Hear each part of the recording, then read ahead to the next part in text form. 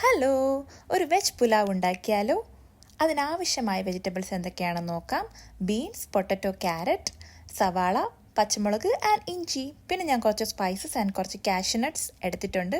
ആദ്യം തന്നെ ഒരു കുക്കർ സ്റ്റൗവിൽ വയ്ക്കുക. ചൂടാകുമ്പോഴത്തേനും കുറച്ച് വെജിറ്റബിൾ ഓയിൽ അതിലേക്ക് ഒഴിക്കുക.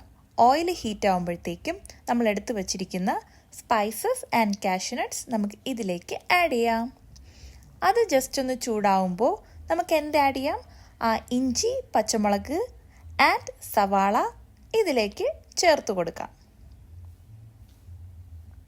അതൊന്ന് ഹീറ്റായി വരുന്നത് വരെ നമുക്കൊന്ന് സോട്ട് ചെയ്യാം. ഓക്കെ,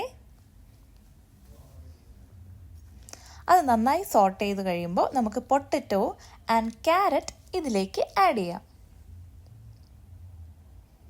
അതും നന്നായിട്ടൊരു 1 മിനിറ്റ് സോട്ട് ചെയ്തതിന് ശേഷം നമുക്ക് ബീൻസ് ആഡ് ചെയ്യാം. ബീൻസ് നമ്മൾ ആഡ് ചെയ്ത് കഴിഞ്ഞു. അതിനുശേഷം ഞാനിപ്പോൾ 1 കപ്പ് ബസ്മതി റൈസാണ് എടുത്തത്. അത് നമുക്ക് ഇതിലേക്ക് ആഡ് ചെയ്യാം. ഇത് 2 പേർക്ക് കഴിക്കാൻ ഇത് ധാരാളം.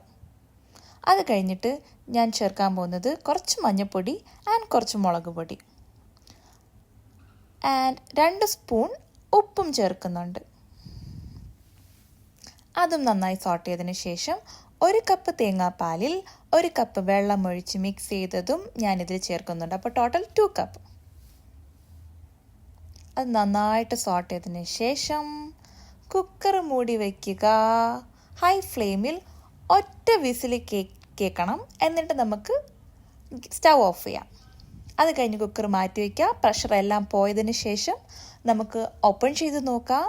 നമ്മുടെ ടേസ്റ്റി പുലാവ് റെഡി. ഇനി എന്തിനാ വെയിറ്റ് ചെയ്യുന്നേ? വാ കഴിക്കാന്നേ.